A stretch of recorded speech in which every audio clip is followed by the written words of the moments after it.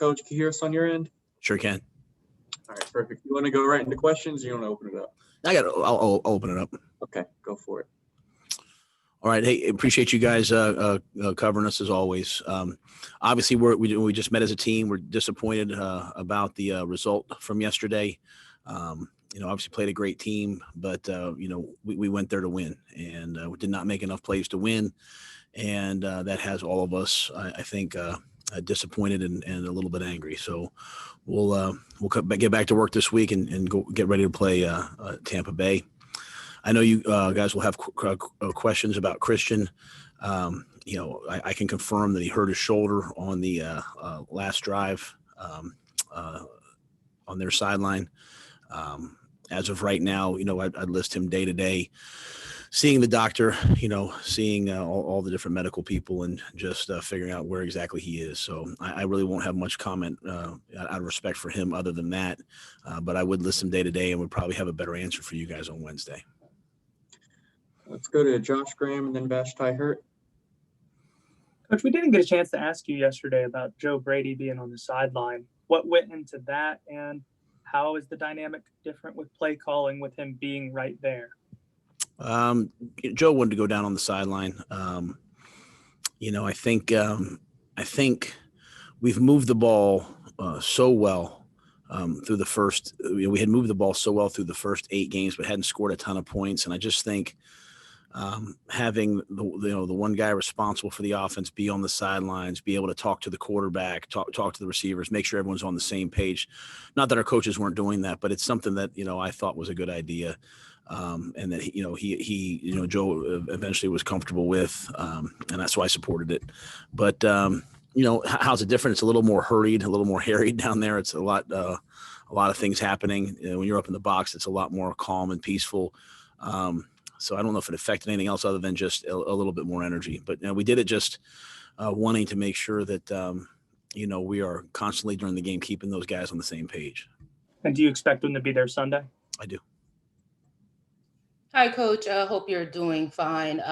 After reviewing tape, can you take us through what you saw on that last drive with the offense? And then also, as a follow-up, you haven't been quite successful on those last drives where they're potentially game-winning or game-tying. What do you guys need to do to get over that hump? Yeah, we haven't been successful on them at all.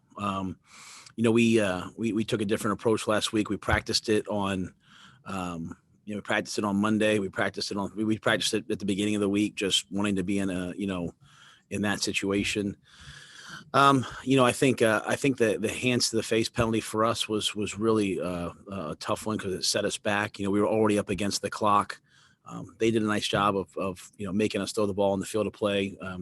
We didn't get out of bounds enough, and we just probably needed about another 5 to 10 yards. So obviously I always work backwards. That penalty hurt.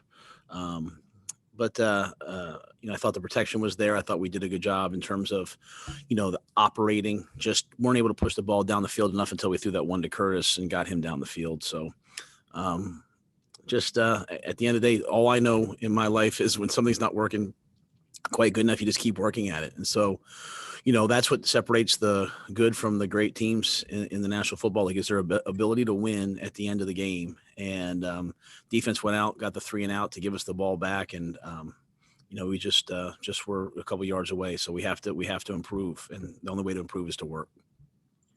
Let's go to David Newton and then Steve Reed. Yeah, man, I wanted to ask you, where did not having Jeremy Chin on defense impact you guys the most yesterday? Just the versatility, so we ended up, Jermaine Carter, I thought really stepped up. I thought Jermaine played a really good game, showed up in the run game. So he stepped in the nickel for Jeremy. And, I think, we played more just pure nickel. We played more dime, we played another version of dime. So we played just more defensive backs as opposed to playing Jeremy. Jeremy's an impact player. We'd love to have him, but he wasn't available. We're hopeful that he'll be available this week. Was Kelsey a guy he would have covered? You know, I don't know, potentially. But you know, we felt pretty early in the week like it was limited what he'd be able to do. So, you know, we chose to treat Kelsey like a receiver. We played a corner on him at times, and a safety. So, you know, we tried to mix it up. But you know, typically, you know, when we played the good tight ends, we played early in the year, Waller, those guys. You know, Gronkowski, OJ Howard. We've either played Burris or Chin on the tight end for the most part. So obviously, both those guys being out last game, you know, we had to adapt. Matt, I just want to follow up quick on Christian. I wonder if you can give us any more. Did he have an MRI or an X-ray, and did they come back negative, or can you tell us anything from that name? I have nothing. I have nothing else. I'm sorry. I know you guys have to ask those questions, but you know, I'm respecting his privacy. Let's go to Scott Fowler and then Joe Person.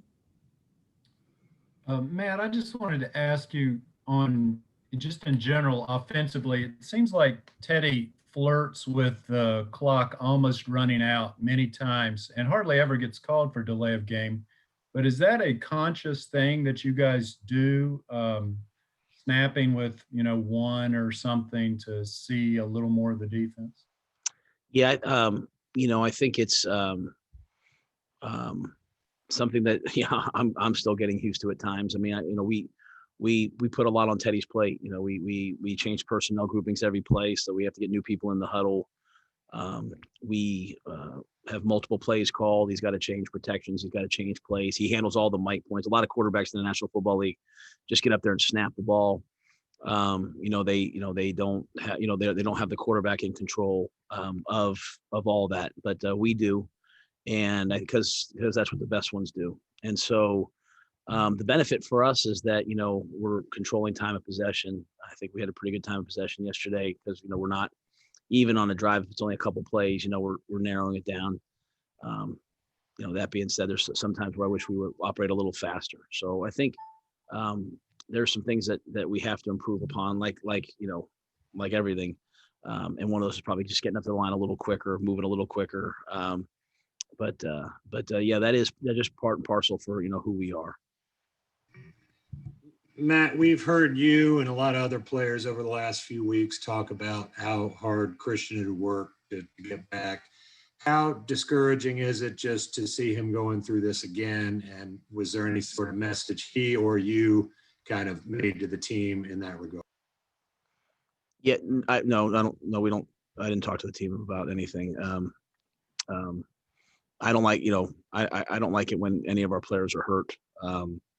You know, they all work so hard to be in this position, and then you know, can unfortunately sometimes it's either they have to play through some pain or they have to miss some time because of an injury. So we hate it for all of them. Obviously Christian's a big part of this team, but he, like everyone else, works hard to come back. You know, to come back from the ankle. So I was happy to see him out there. Discouraged for him that you know, he got banged up. You know, we'll see the extent of it as we move forward. Yeah, I was going to ask you just what you saw from him while he was at that. He had 10 catches and did a lot of things. Just your impression of that for yourself. I thought he played really well.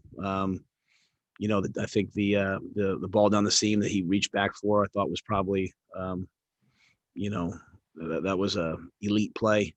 I thought he had some really nice runs. Obviously scored, you know, a couple touchdowns. So he's an elite player. And, you know, he's going to do his job, play really hard, and then when the chances come, he's going to make big plays. Go to Elena Getzenberg and then Jonathan Alexander. Hey, Matt, two other injury sort of questions for you. I just want Dennis Daly went out of the game. Do you have any update on him, or Yeah. you know, was he able to go back in? And then where do you think Justin Burris is? You're going in and out on me. I think it was Daly and Burris. If not, Yeah. Please follow. Okay. So Daly, you know, he got injured on that 4th and 14 play. I believe it was that play. Came out of the game, was cleared to return, but you know, I think Pat just felt like the other guys were moving around better, and you know, didn't want to put him out there when he wasn't able to move at his best. So we went with the other guys down the stretch. I thought they both played well. And then in terms of Burris, you know, his clock is up. We'll see what the medical people say in terms of Is he ready to come back or not? We'll probably know more on Wednesday. Hey, Matt. Hope you're doing well. A couple questions. Do you expect Jeremy Chin to be a week-to-week basis type of thing, as well as totally different question? DJ Moore only had 3 targets yesterday. Can you point to an issue as to why that was the case Sunday? I don't think that was planned. Going into the game, there was not one part of us that wasn't like, hey, let's not involve DJ. I'm sure he's frustrated by it. A couple of times on the headset, I heard, Joe say, hey, alert the go ball to DJ, and they played cover 2, so times we tried to get the ball down the field to him, just it didn't break his way. So he obviously he's a big part of our offense. We need to have him involved, and we're not able to do that yesterday. The first Jeremy Chin, I'll wait to see how rehab goes today and tomorrow. Like, we thought there was a chance he'd play in the game, got to the game, and it was just sort of like, hey, he's not able to go. So, the fact that I thought maybe he'd play in the game, in some sort of a role, would lead me to believe that, maybe he has a chance this week. But, those knees, comes down to swelling and all those different things that sometimes are out of our control. So, I'll see tomorrow and Wednesday, if he's able to do anything Wednesday at practice. Let's go to Josh Klein and then Mike Slarte. Hey, Coach. When you see Teddy Bridgewater, obviously the kind of leadership that he has displayed, and then the 4th and 14 conversion, sacrifices his body, and then these final drives continually fall short. Do you almost like want it for him specifically to know that he can, get the job done and show that to his teammates for the win? Yeah. I want the win for everybody. I just think right now we're in a point where, we just, as an organization, coaches, players, everybody, we all have to get better. And so I don't think there's anybody on this team that doesn't believe in Teddy. I don't think there's anybody on this team that's saying, hey, can he do this? Can he do that? I don't see that. I think we have a bunch of guys that believe in him, that rally around him. And, to me, yesterday was as much about the clock and some of the errors that probably happened before that than, and again, that penalty was devastating to us in terms of having enough time. So I think everyone here believes in Teddy, and I think what you'll see from not just him but our entire offense is it will just get better and better and better. And we hadn't scored 30 points in a while, and so I think we did a lot of good things. We do have to win those games at the end. There's no doubt, but I think that's everybody. It's just not one guy. And just real quick, if I can follow up, do you believe in the term learning how to win? Yeah, I do. I think there's several stages to learning how to win. I think the first thing you have to do is learn how to eliminate the things that cause you to lose, right? So you're not going to win very many games, or even stick in very many games when you have 12 penalties, right? So we have to eliminate the things that cause you to lose. That's penalties, that's turnovers. We didn't turn the ball over, so we gave ourselves a chance to win. And then I think you have to, you have to play in these games. It's not some like existential, like, hey, it's just really about the plays that cause you to win or lose are not always at the end of the game. There's so many things you can point back to and say, well, if we would have done this or we would have done that. And a lot of times what happens is guys want to win so badly, they try to play outside themselves and outside the system, and then we end up doing silly things. And so if we could go back and replay that game, we did a lot of really great things, but we also did some things that were bad football. And that falls on me, number one, the coaching staff, number two, and then the players. And so I think when you start to believe that, you're not going to beat yourself, and so you eliminate the bad football, and you start to realize, like, I don't have to do anything special. Like Michael Jordan, those guys, you say, let the game come to me. I just got to do my job and play hard. And when the plays come, I go make the plays. And so when you have that mindset, it carries on into the end of the game. So we have to learn how to finish at the end of games in the 2 minute. There's no doubt about that. But even that is just about us going out there, trusting ourselves, trusting our training, trusting our technique, going out there and doing our job and making the plays that come to us. And when you don't try to do too much, you end up, when you finally calm down and realize, hey, I'm a good enough player, I can just stay within the system, stay within myself. That to me is when the winning really, really, really starts. And so, I love answering. This is a great question, by the way. I love answering this type of football question, because it's like, once you learn it, as painful as what you're going through right now, like, getting to these games, getting to the end and just not quite getting it, over the finish line.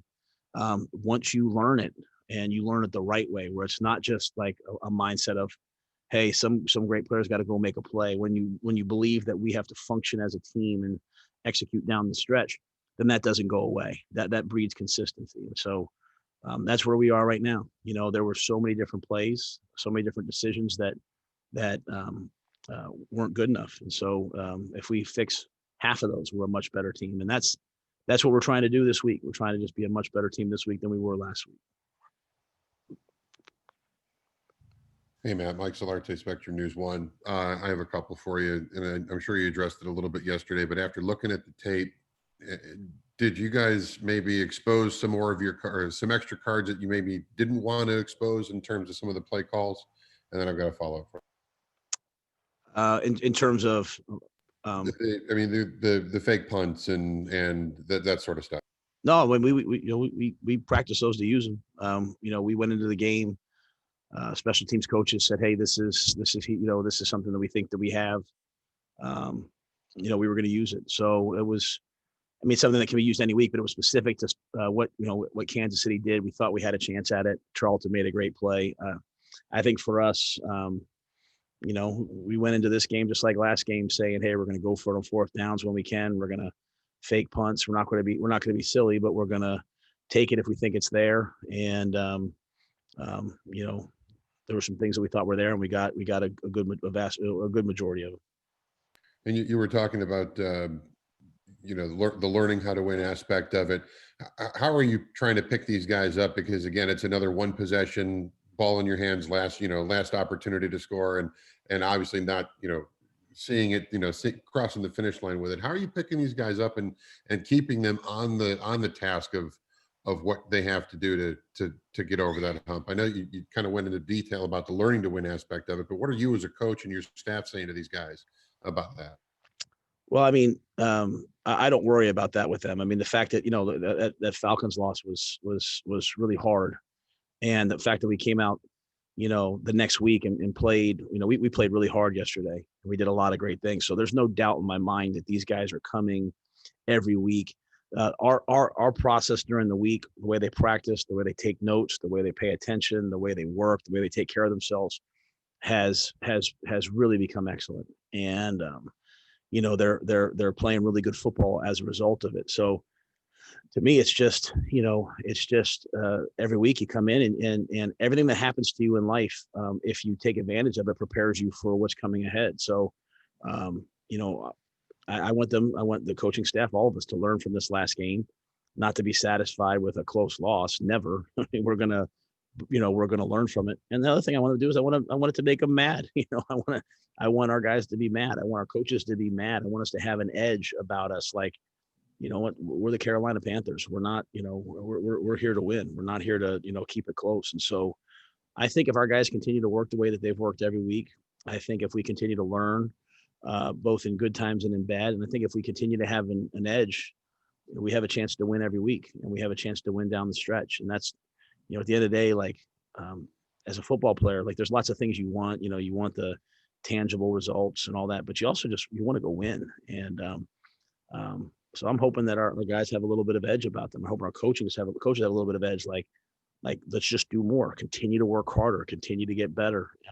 Not that we're not working hard enough, but just every week, let's make it better, than it was last week. And so that's all I sense. I'm watching the guys in the meetings today. They were locked in. So we'll continue to improve. Guys, we only have time for two more quick ones. Let's go to Joe Person and then Steve Reed. Matt, you guys are in midst of a stretch against some Hall of Fame type, Super Bowl MVP type quarterbacks. How will that affect your young defensive backs? And will it, in a way, kind of help you as you evaluate guys, particularly in the back end where you're so young? Yeah, I mean, we're facing, great quarterbacks. We're facing elite receivers. The thing that we try to do is we try to just make sure that we're keeping it and making it all about us. I think when we go back and look at yesterday's game, when we trusted, the system and trusted our technique and just played, I think we did a lot of good things. Sometimes we got outside ourselves and gave up some plays. And so, again, there's just this mindset that, where we believe that if we just do what we're supposed to do and play the way we play, that we'll always have a chance. And so, we'll do that again this week. And yeah, everything's an evaluation. It's an evaluation of what we do and how we do it and who's doing it, all those different things. But the biggest thing is we're just trying to stamp the mindset, the brand of how we want to play and what we want to do. We're trying to imprint that within the entire organization. And I thought we had a chance to do that yesterday. We did it some plays we didn't. We have to just do it more plays. But we're definitely facing great quarterbacks. There's no doubt about that. Matt, I just want to finish by asking you about what happened last night. I'm sure you saw with the Bucks and the Saints. What are your thoughts on moving forward here this week, and probably a very angry Tom Brady coming to Carolina this week? We faced Tom Brady already once this year. He's a Hall of Fame quarterback, a great player. All we can worry about is ourselves. We have to make sure that we have a great week of preparation and we get in the game and we just play one snap at a time and play within ourselves. I didn't get a chance to really see the game last night, and I haven't yet started on them. I've been working on us, so we'll get started on Tampa. We know that they're a great team. We know that they're one of the leaders in the league, but we're just going to try to make sure that we're better this week than we were last week and see what happens. All right, guys, we got to let them go. Coach, we appreciate Thanks, you. guys. Yep, appreciate it. Media